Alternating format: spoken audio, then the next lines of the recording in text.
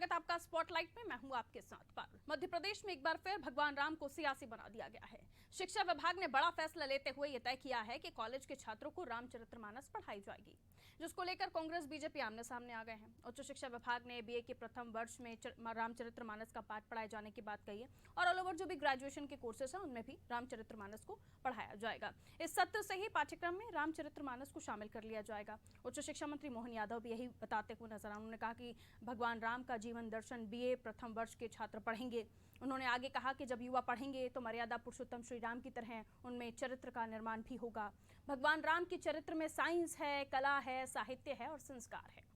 राम के दर्शन से छात्र चरित्र निर्माण कर सकते हैं।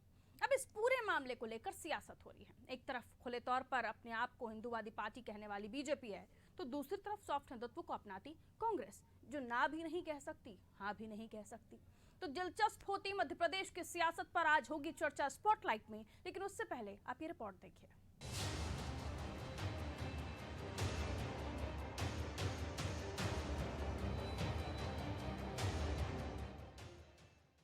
देश में भगवान राम में अपनी आस्था रखने वालों की तादाद कितनी है, ये सभी जानते हैं।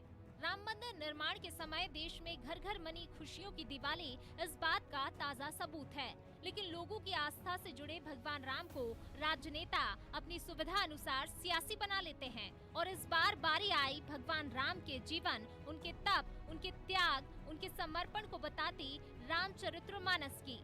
जी हाँ, मध्य प्रदेश सरकार के उच्च शिक्षा विभाग ने ग्रेजुएशन के सिलेबस में रामचरितमानस को जोड़ दिया है। अब छात्रों को बाकी विषयों के साथ रामचरितमानस भी पढ़ाया जाएगा। प्रदेश भर के कॉलेजों में शैक्षणिक सत्र 2021-22 से ही बीए, बीकॉम, बीएससी समेत सभी ग्रेजुएशन के कोर्स में रामचरित्र सब्जेक्ट को शामिल किया गया है। कला, साहित्य, गणित, साइंस समेत अलग अलग संकाय में रामचरितमानस को भी जोड़ा गया है। हालांकि एक ऑप्शनल सब्जेक्ट होगा। इसको लेकर उच्च शिक्षा मंत्री मोहन यादव ने कहा कि रामचरितमानस सब्जेक्ट पढ़ाने का फैसला इसी सत्र से लागू किया जा रहा है।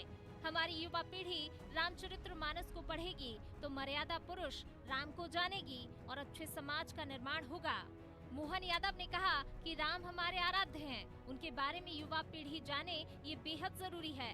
लेकिन पूर्व सरकारों ने रामचरित्र का ज्ञान युवा पीढ़ी को कराने पर ध्यान नहीं दिया। मोहन यादव ने कांग्रेस पार्टी पर निशाना साधते हुए कहा कि कांग्रेस सिर्फ एक वर्ग विशेष की राजनीति करती है। कांग्रेस एक वर्ग को खुश करने और साधने में जुटी रहती है।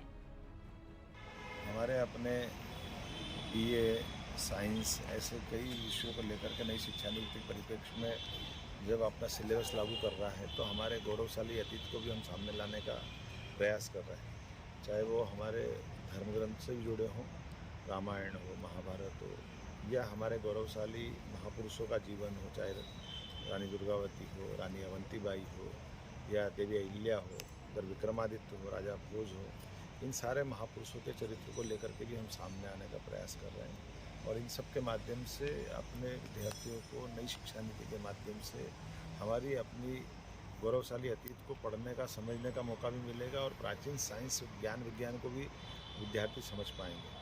हम कल्पना कर सकते हैं कि जो प्रश्न खड़ा किया गया था अतीत में कि ये जो राम सेतु को तोड़ दें और ये खाड़ी और अरब सागर को मिला दें, लेकिन नासा ने भी इस बात को सिद्ध किया है कि ये एडम ब्रिज था जो 17 लाख साल पहले भगवान श्री राम के काल का है।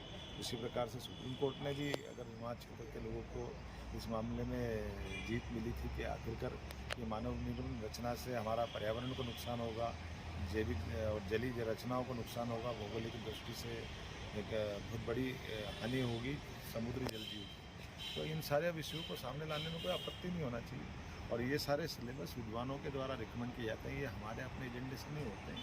तो विद्वानों ने जिस तरह से उसको आगे बढ़ाने का प्रयास किया, उच्च शिक्षा वो सब चीज़ों को लागू करेगा और उसमें आगे बढ़ेगा। इधर कांग्रेस का कहना है कि राम कण कण में बसते हैं, उन्हें पाठ्यक्रम में शामिल करना सनातन धर्म का अपमान है। के मिश्रा का कहना है कि जिनकी जीवनियां उपलब्ध नहीं, जो अवतार हैं, उनके बारे में पढ़ाना तीनों आराध्यों का अपमान है। रामचरितमानस पढ़ाने, इसे छात्रों के कोर्स में शामिल करने पर कांग्रेस ने ऐतराज जताया है। कॉलेजों में सभी धर्म के स्टूडेंट होते हैं, इस तरीके से रामचरितमानस पढ़ाना सही नहीं है। उन्होंने कहा कि रामचरित प्रत्येक हिंदू के चरित्र में समाया हुआ है। इसको पढ़ाने की कोई आवश्यकता नहीं है। हमारे देश, संस्कृति, समाज और संस्कारों के हर रग में राम बसा हुआ है और उसमें कहा गया है कि राम जन्म में, राम मरण में, राम बसा कण कण में है। तो जब कण कण में राम बसा हुआ हो और जिस हनुमान के दिल को चीर कर उन्होंने बताया था कि वहाँ भी राम बैठे हुए हैं, उसको यदि मोहन यादव जी की सरकार अब पाठ्यक्रमों में शामिल करने की कोशिश करेगी तो मैं सोचता हूँ कि सनातन धर्म का अपमान है। दुनिया में कई ऐसे लोग हैं जिन्हें रामचरितमानस कंठस्थ है, जिनकी जुबान पर चौपाइयां रखी हुई हैं, और आज के इस दौर में भी कई लोग हैं जो रामचरितमानस के बारे में ना जानते हैं, ना जानना चाहते हैं। ऐसे में अपनी संस्कृति से जोड़ने की ये कोशिश जरूर है, लेकिन सवाल ये भी कि अभी भी अगर कोई चाहे रामचरितमानस पढ़ना तो पढ़ सकता है, तो इसे पाठ्यक्रम में शामिल करने की जरूरत क्यों हुई? और आरोप तो ये भी है कि कुलपति से कुलगुरु और अब नई शिक्षा नीति के तहत पाठ्यक्रम में इसे शामिल करना क्या सब कुछ आरएसएस के एजेंडे पर चल रहा है?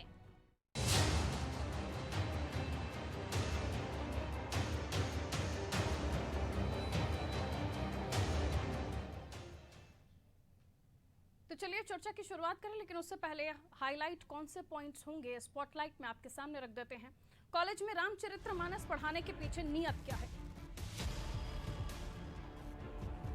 भगवान राम को क्यों भूल रहा आज का युवा जो किताबों से याद दिलाना पड़ रहा है? विषय ऑप्शनल तो क्या रुचि लेंगे छात्र?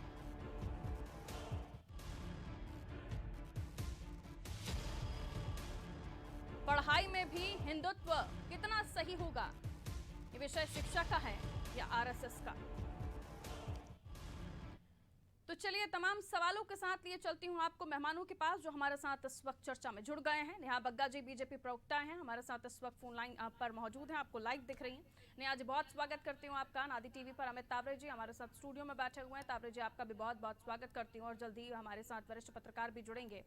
जब वो जुड़ेंगे तो मैं उनका परिचय भी कराऊंगी। सबसे पहले नेहा बग्गा जी आपके पास ही चले आती हूँ।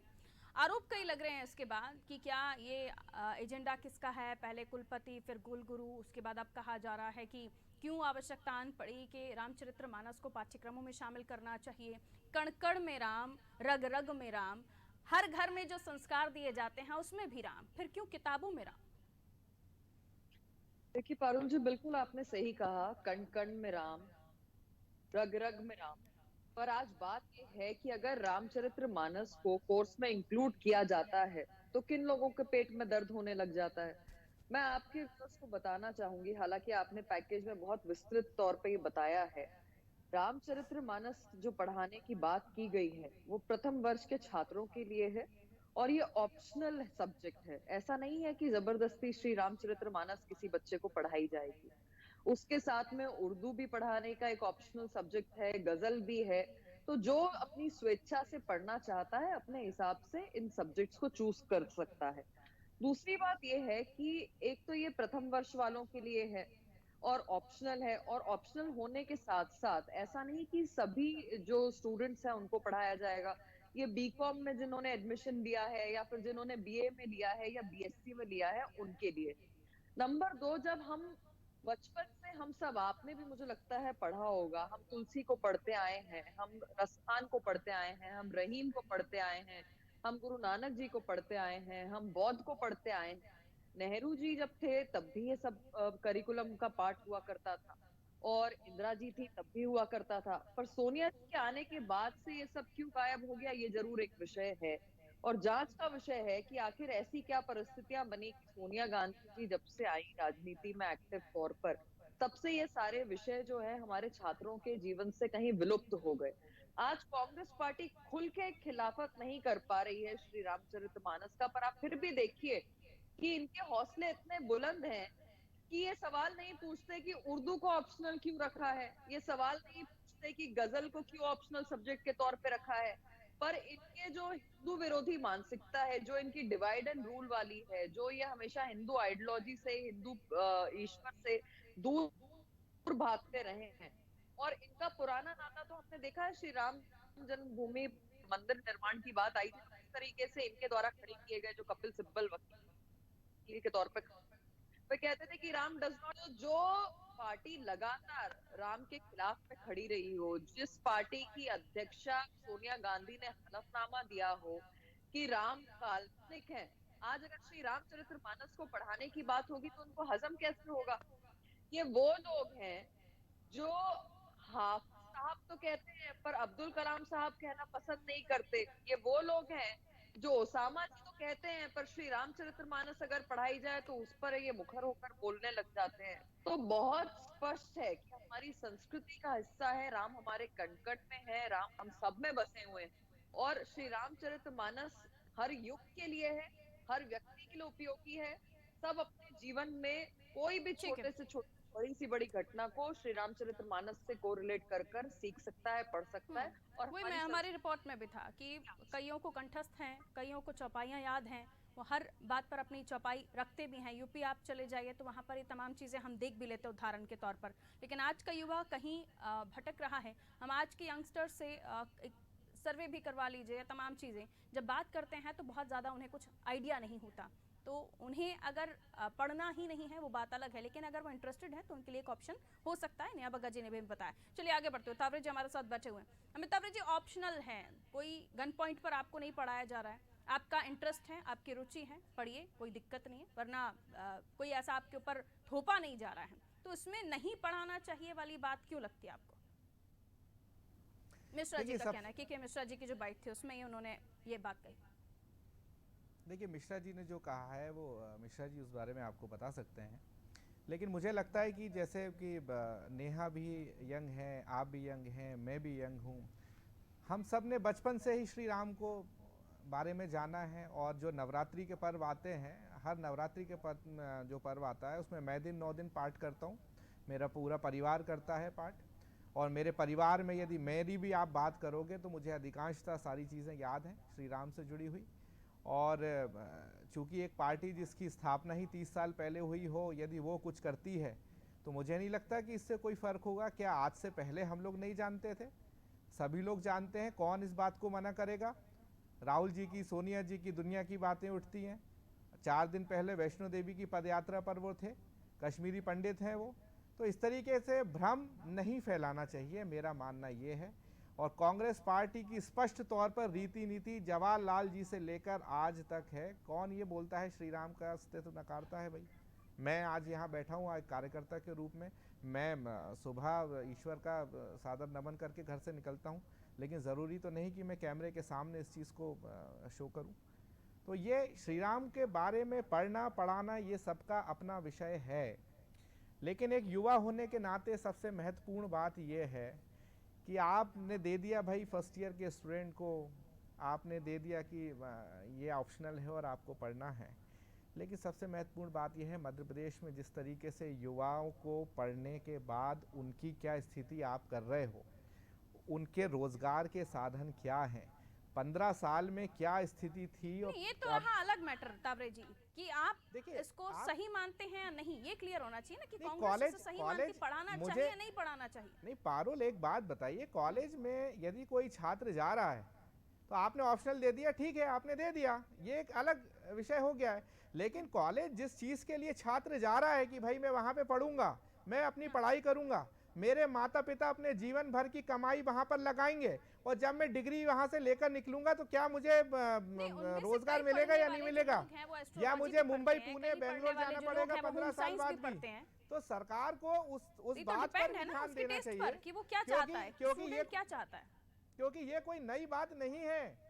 मैं रहूं या ना रहूं, आप रहे ना रहे, भारतीय जनता पार्टी के नेता रहे ना रहे, श्री राम का अस्तित्व था, श्री राम का अस्तित्व है, श्री राम का अस्तित्व सदा रहेगा, कोई पढ़ाए या ना पढ़ाए। बातों के 2 पिलर बनाए हुए हैं तावरे जी, 2 पिलर बनाए हुए हैं। एक तरफ आप कह रहे हैं कि हम मानते हैं, दूसरी तरफ कह रहे हैं भाई क्यों कर रहे हो।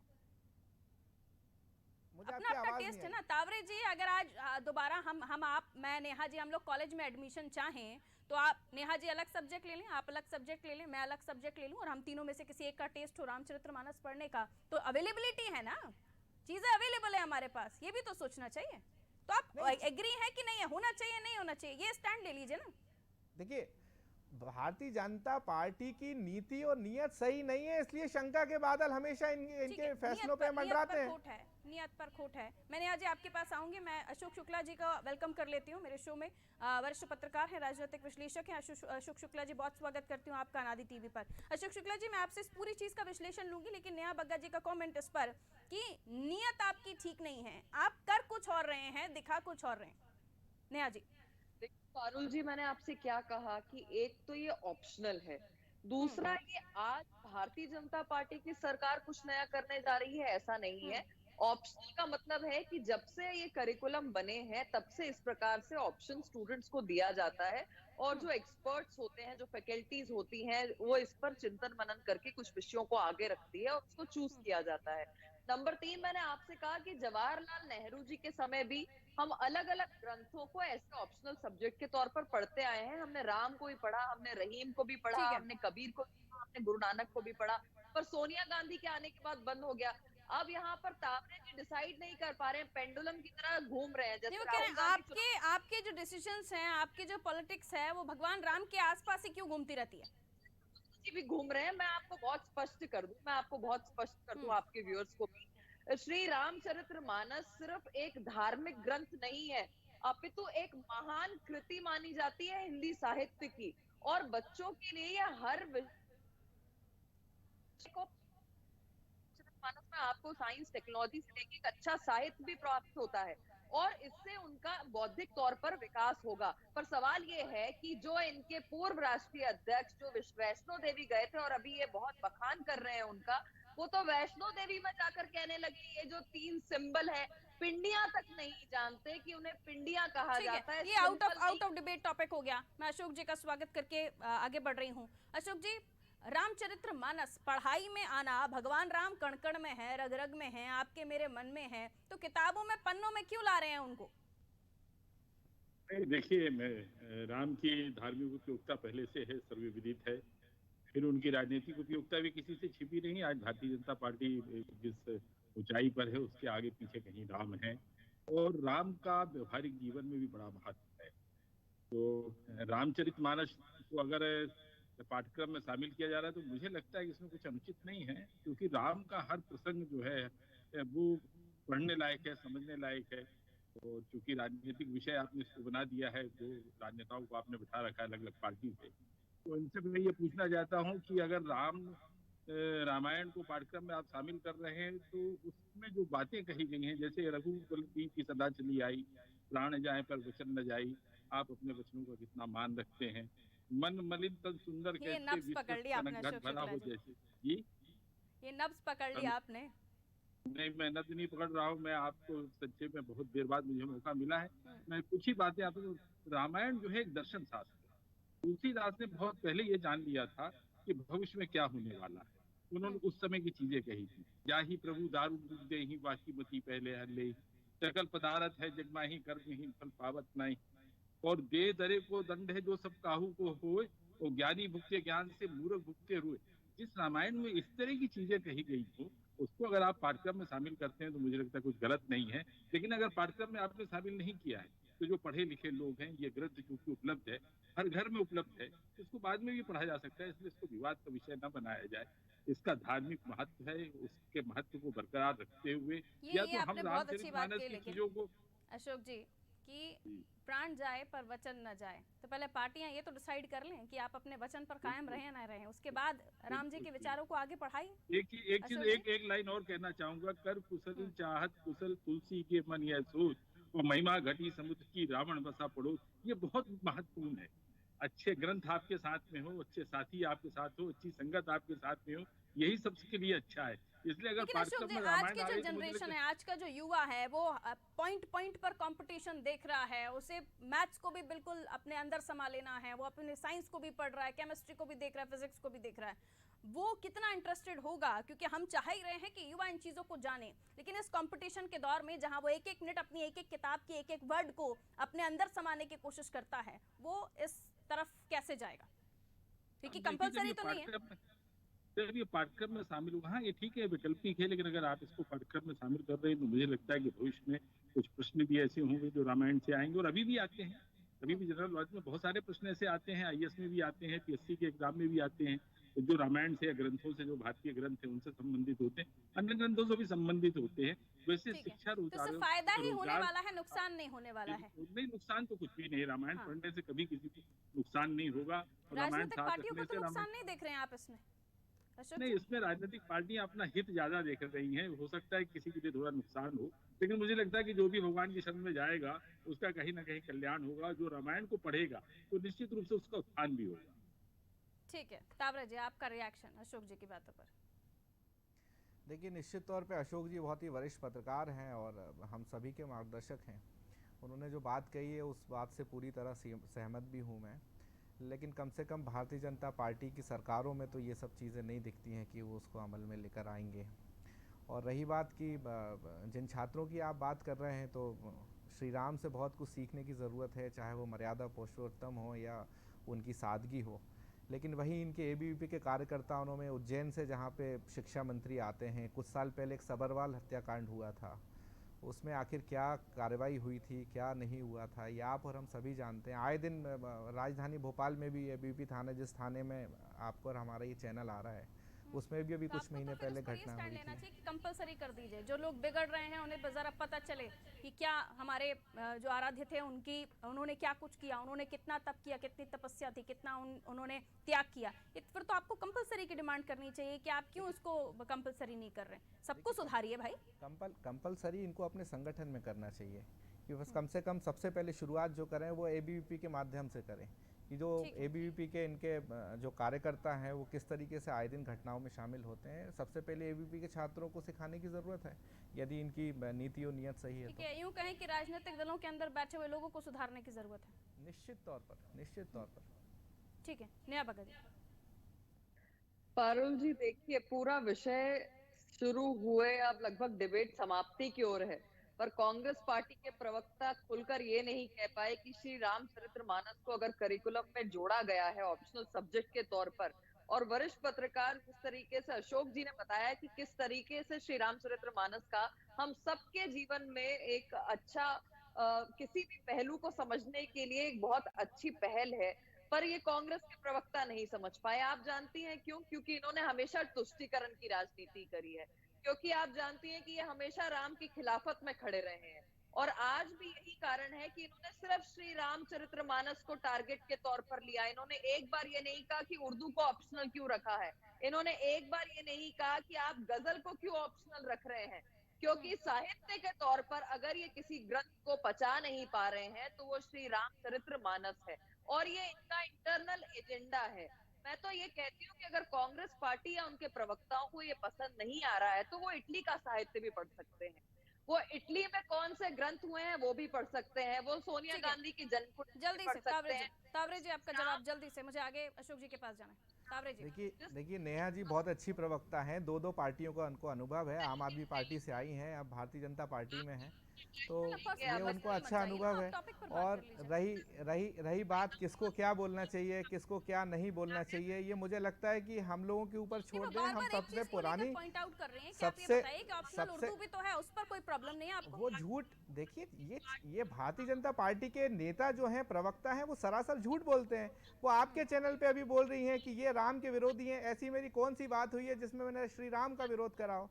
ये लगातार झूठ बोलने वाले लोग हैं, ये श्री राम के नाम पे राजनीति करने वाले लोग हैं, ये श्री राम के नाम पे चंदा खाने वाले लोग हैं।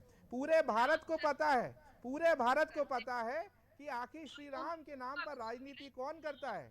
हमारे स्वर्गीय भूतपूर्व प्रधानमंत्री राजीव जी ने राम मंदिर का ताला खुलवाया था, लेकिन हम उसमें राजनीति नहीं करते हैं। अशोक जी, एक जगह मैं जब चीज़ को स्टडी कर रही थी तो एक हमारे साथी जो हैं रिपोर्टर, उन्होंने सवाल किया कि अगर हम रामचरितमानस पढ़ा रहे हैं तो कुरान की भी डिमांड हो सकती है, आप कुरान भी पढ़ाइए।